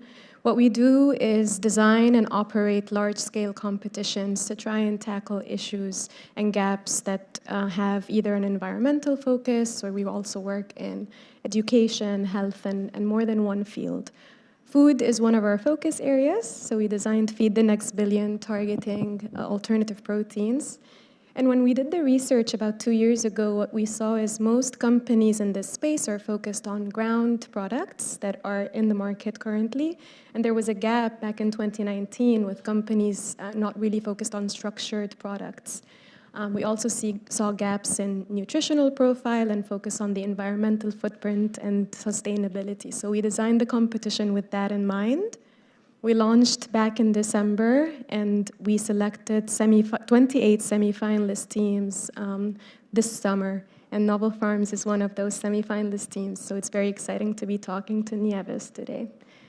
Nieves, please introduce yourself. Tell us a little bit about your team and how you kind of learned about XPRIZE and what encouraged you to apply. Hello, everybody. My name is Nieves Martinez Marshall, and I am the CEO of Novel Farms, a company that my co-founder Michelle here in the audience and I founded right in the midst of the pandemic, right in the lockdown, to focus exclusively on producing whole cuts of cell-based meat. The same thing as XPRIZE noticed in 2019. My co-founder and I noticed last year, thinking, okay, this cellular agriculture industry, I'm seeing burgers, I'm seeing sausages, and why there are no, pork tenderloin or, beef steaks. There are a few out there, but not that many, right? Why all the companies choose to do this and not the other one? And both my co-founder and I, we're molecular biologists by training. We actually we've spent the majority of our lives doing basic research in academia here right across the bay at UC Berkeley. And when we found out, I was working on producing vegan collagen at a startup, and it's when I realized, okay, to make meat, you really need to mimic how muscle is formed in the animal body, right? So basically, collagen is the main component of the connective tissue of animals. And for us, because we see everything as molecules, I see you as molecules, collagen is an extremely complicated molecule to produce and purify. So we started thinking, is like, how can we started talking about the industry. I mean, not at that moment, not thinking about starting a company actually, but just purely from the, scientific point of view. It's like, how do we solve this? Or how are they gonna do it? and we start talking and we realize that, we have different skill sets, and we kind of started talking and came out with an idea. And we were like, wait a minute, maybe this works. So that was this eureka moment, right? And then, we were able to, raise some money and test it in the lab. And we were like, whoa. And then we found out about XPRIZE, said, okay, this is the competition for us. So that's how it happened. Great. And one of the things we focus on in designing a prize is we don't really think of a solution. We just want to see what companies or startups can come up with. And we were very surprised to see multiple approaches apply for this competition, trying to tackle structure in very unique ways. And I'd love to hear from you about how Novel Farms is approaching structure specifically and what you're seeing from other companies in the competition as well. Yeah, that's actually it's super exciting to see all the other companies, different approaches, and the end goal is producing the same product, right? So that's how it's very important to bring scientists from all over the world, and not only companies with, a lot of funding, but also, scientists from different universities and just, just brainstorm about a solution. So basically, for instance, we are very big fans of, air protein, Lisa Dyson, right? Like how she uses microbes and air to produce protein. Then there are other companies like the one from Professor Andrew Pelling, Whiteboard Foods, who uses cellulose as the base of the scaffolding, material, right? And then there are other companies that are focused on different assembly methods of the materials to produce these scaffolds, like electrospoon nanotechnologies like Boston Meats. So Novel Farms, what we are, perhaps because of our background, we are inspired by Mother Nature, and that we really want to mimic the process as it happens in the body, because our knowledge comes from within the cells, how in the molecules, right? So basically what we are working on is producing the meat in situ, like basically seeding the scaffolding and getting the cells to form muscle fiber and exercise and really get dense, like really create muscle. So yeah, and also in the competition, one thing I want to mention is we're only focused on chicken and fish alternatives. So we're not allowing beef and other products in the market to be eligible for the competition. And I wonder how you would approach these different cuts, especially between chicken and fish, and maybe other products that you're thinking of producing in the future. Yeah, that's a very good question, because it's not only saying, okay, we're making a structured product. The question is like, what's the difference between a brisket and a pork tenderloin and fish? For instance, fish is extremely challenging because you have to get this flakiness. This is completely different from beef, right? So again, coming down to the molecular level is like, for instance, what makes meat tender?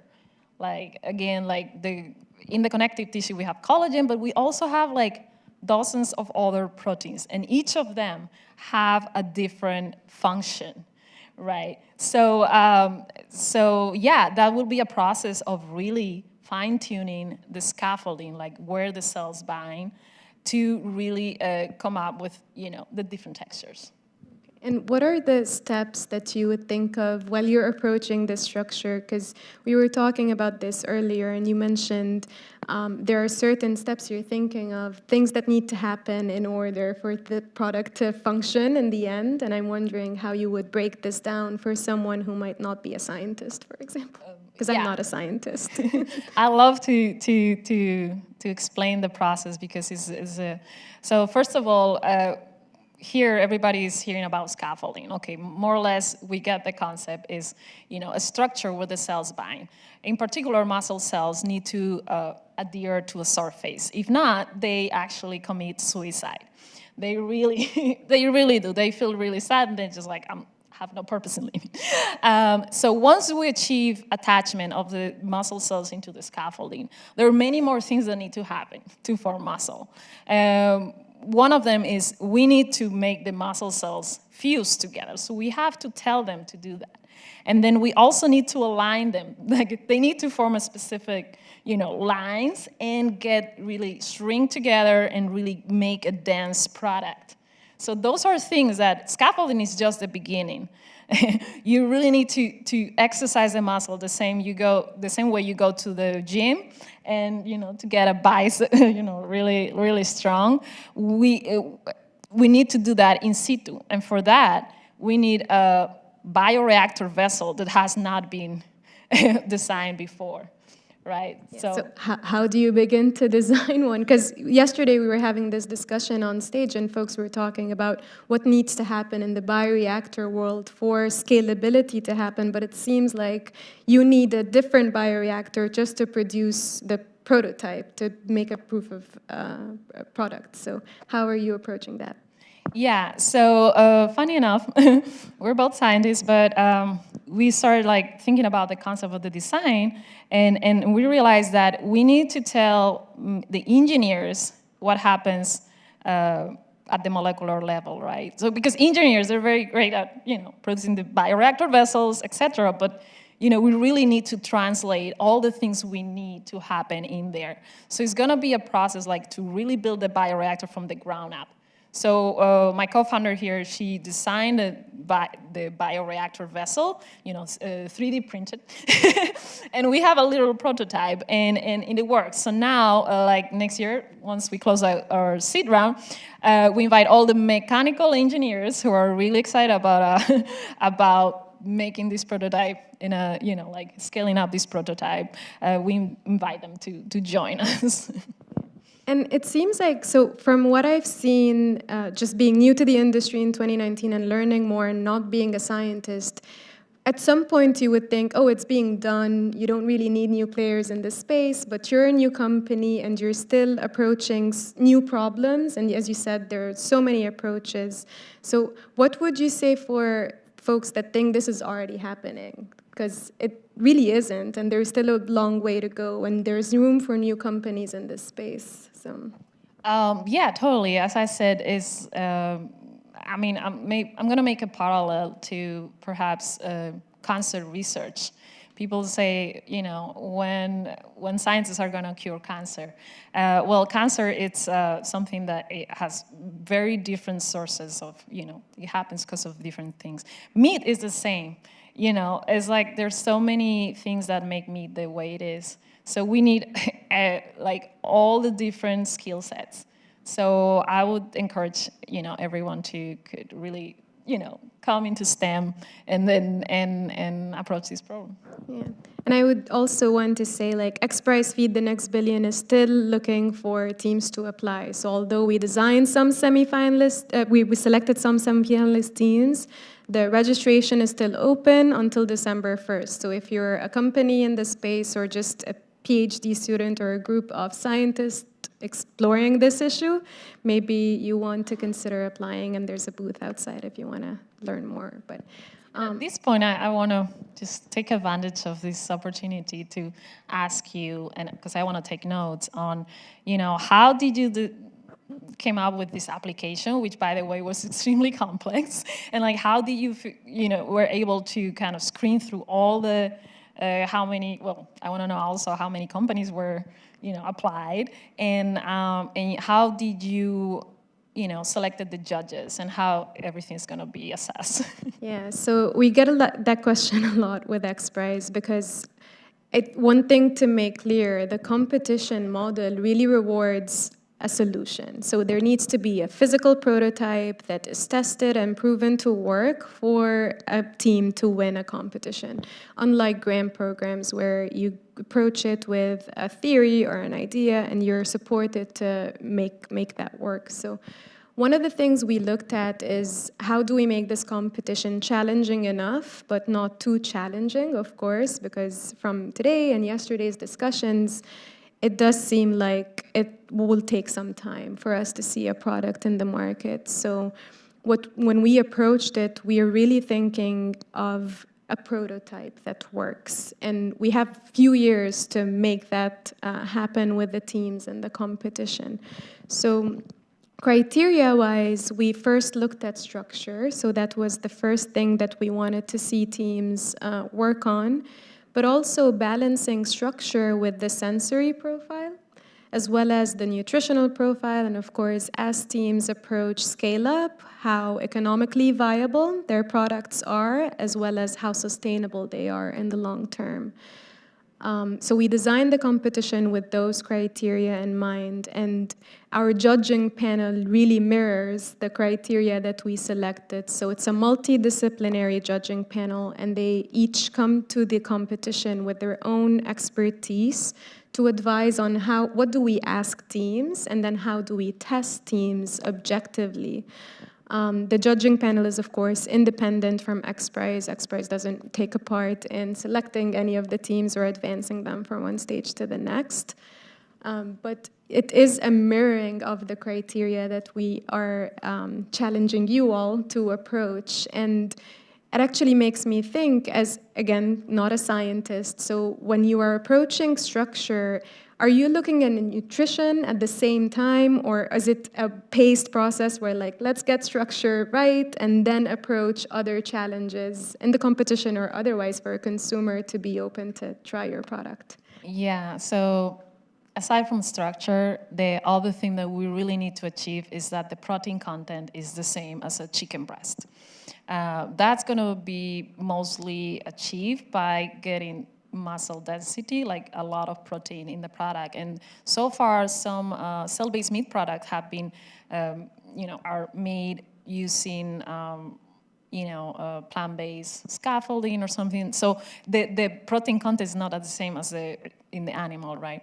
So the other thing that we need to look at is how this meat product is going to behave, on the stove. How is it gonna be cooked, if it's gonna withstand heat? And I really like actually that at the X Prize there's a chef, and I have to say that it's like from my home country, Spain, Jose Andres, and it's very excited because it's not, they're gonna be the meat is gonna be analyzed, the chemical profile, etc. But then we need a chef to cook it and say, hey, this actually behaves like the meat from the animal. So I think that's very exciting. It's actually one of the focus of Novel Farms, is that in addition to chicken, our flagship product is going to be a pork product. But we want to, create a pork meat product that entices consumer to cellular agriculture.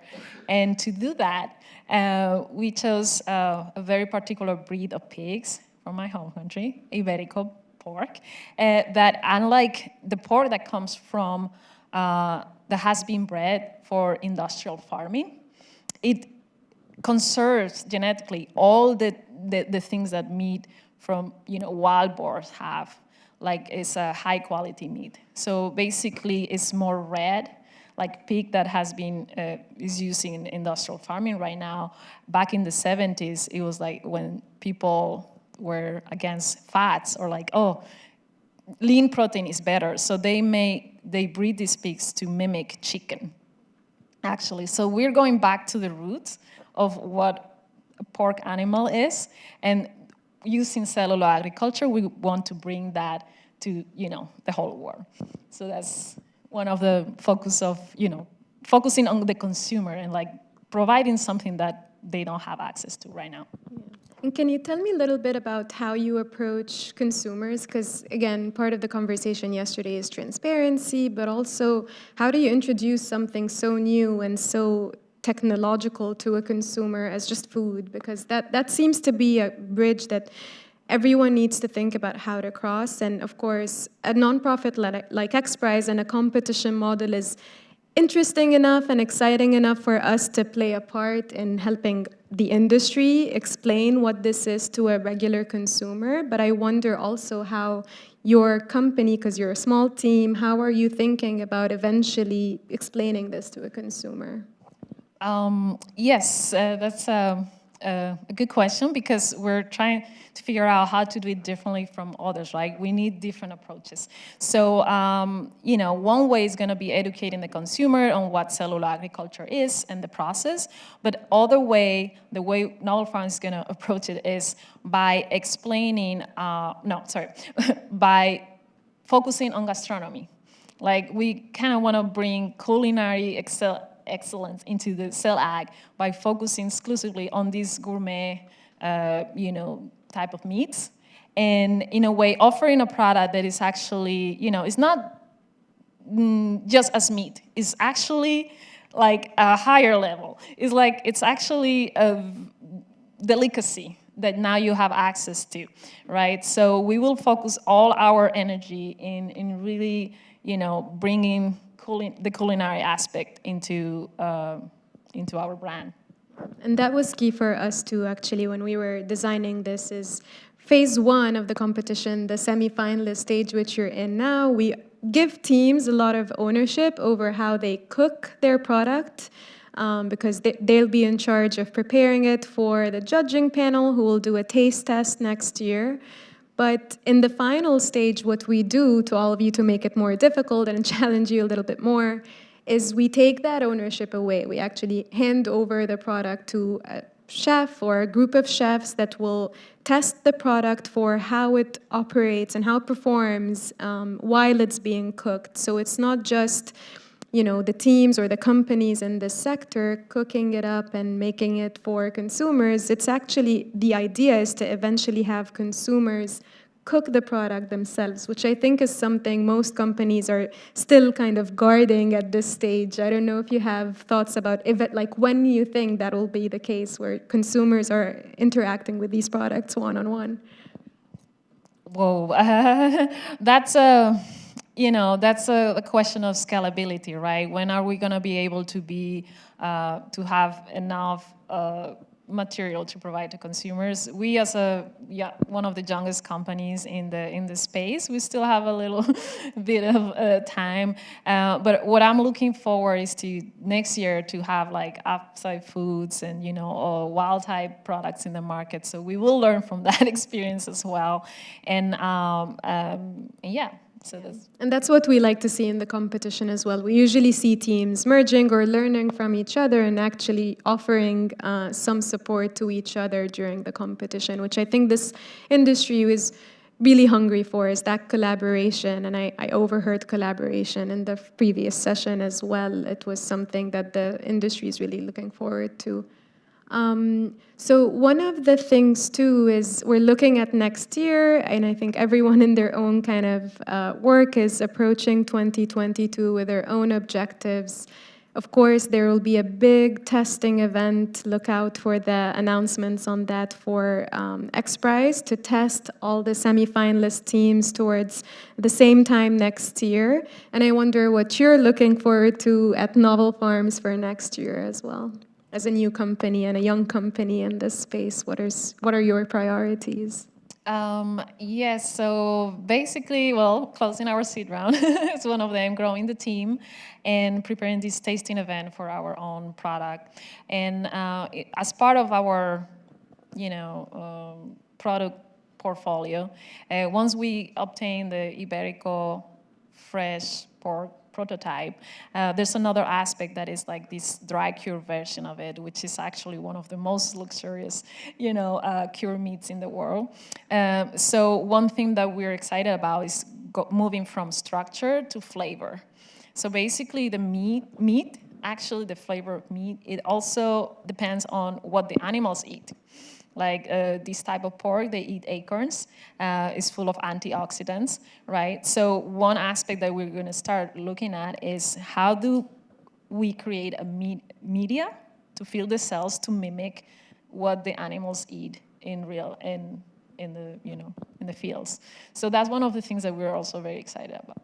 Yeah, and speaking of media, one thing I didn't mention, the XPRIZE Feed the Next Billion is a $15 million prize, and it's not all awarded at the same time. We offer seed funding for the teams, so as you advance as a team from one stage to the next, you receive some award money along the way, and 2 of the $15 million are set aside for the development of a growth media that doesn't rely on an animal origin reference. So that will be eligible for any team in the competition, like Novel Farms, who's approaching this with a cell-based approach. So I don't know if you're interested in that milestone. We didn't really talk about it, but it's one thing to note that it's also an area where XPRIZE is really focused on. Yeah, and I kind of would like to invite people to ask questions at this time, because, just the two of us here, we want to encourage you to ask questions. Yeah, I believe there's a mic over there. If you have any questions about XPRIZE or Novel Farms, please come over.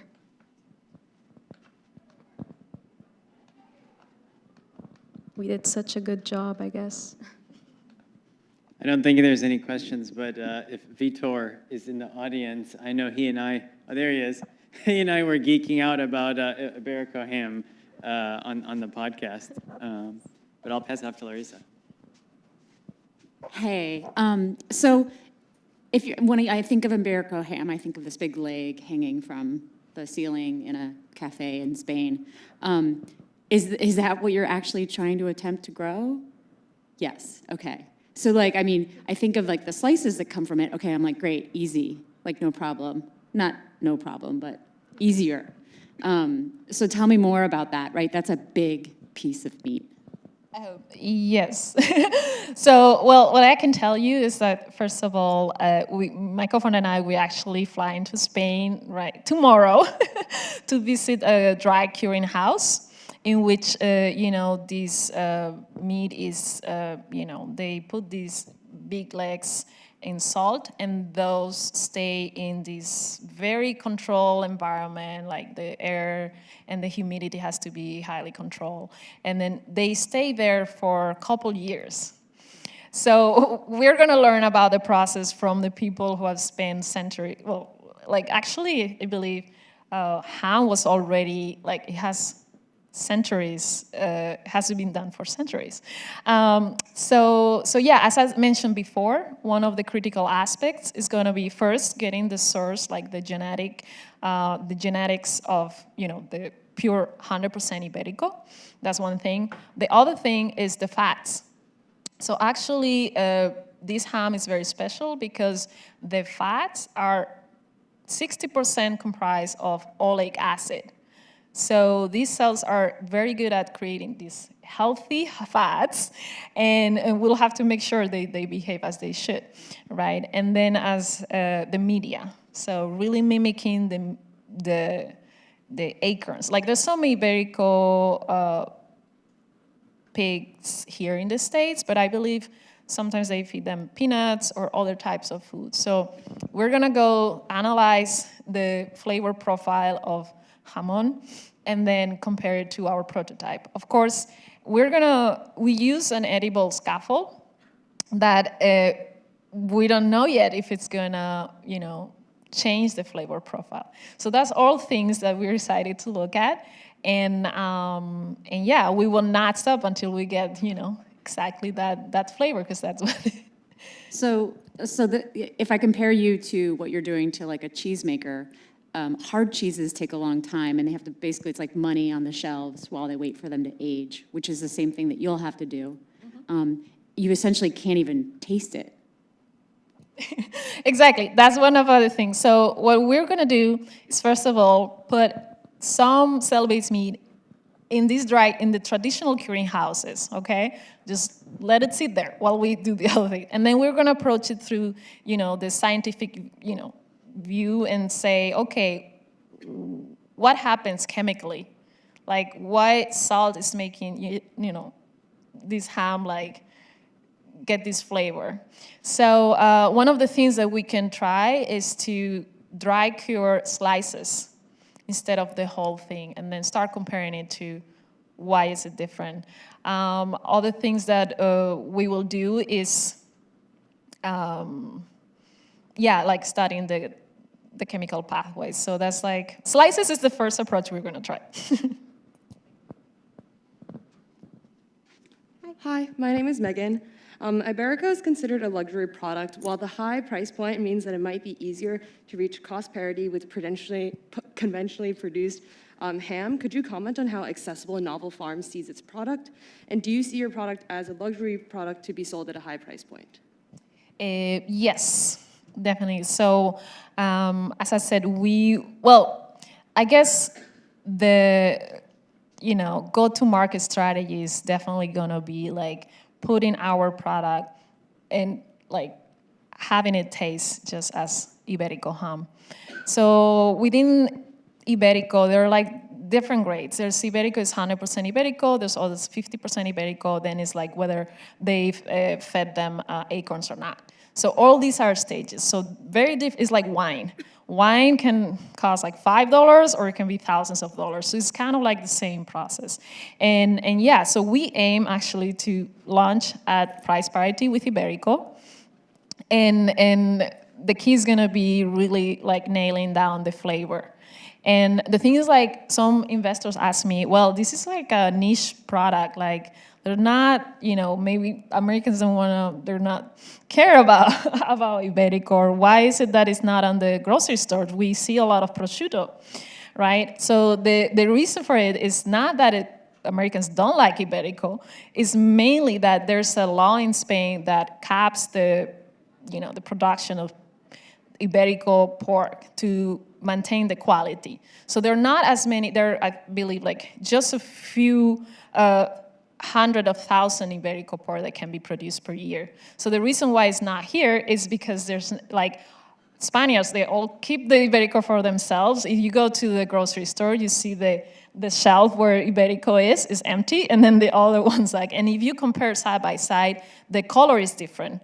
the fats, the marbling is different. So I'm confident that once we nail down the flavor and the texture, like we will be able to launch a price parity. And we have time for one more question. Hi, everyone. Vitor Santo from Eat Just Good Meat. First of all, thank you for the great panel. And I have two questions. One of them regarding the competition, because you have a group of companies that, or teams that are doing plant-based or cell-based. How you plan to serve, because this is a quite different, these products will be at different stages, right? And the challenges even of scalability, flavor, and all these different things we have been discussing. So how do you think that's going to play into the evaluation?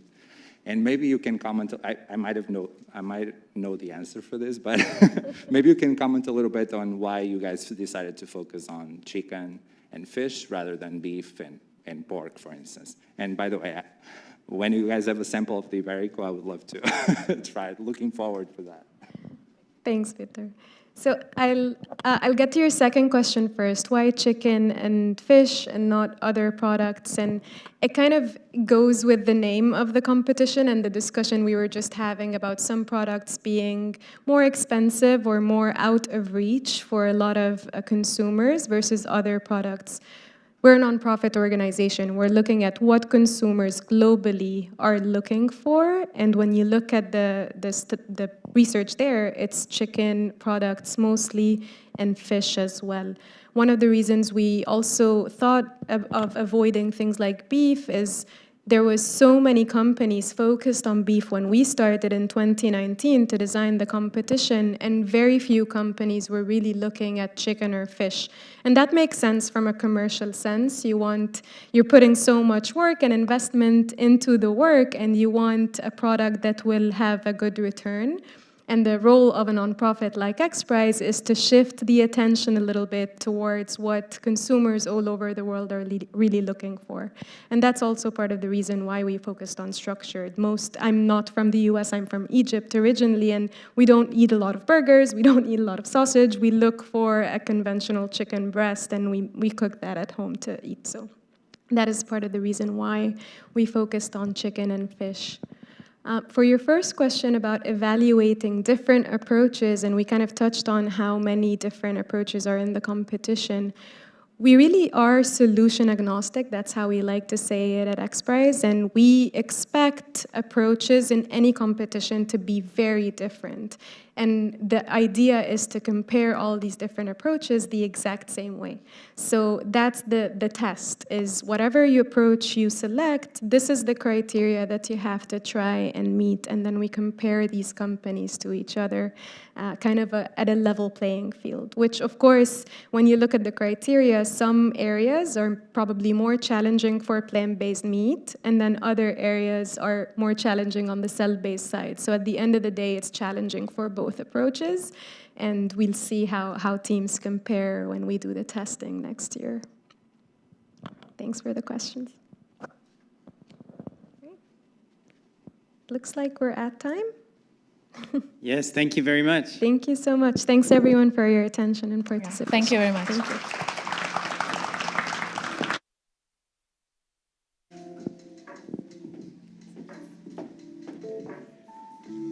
Great job. It's nice to meet you. It's good to meet you.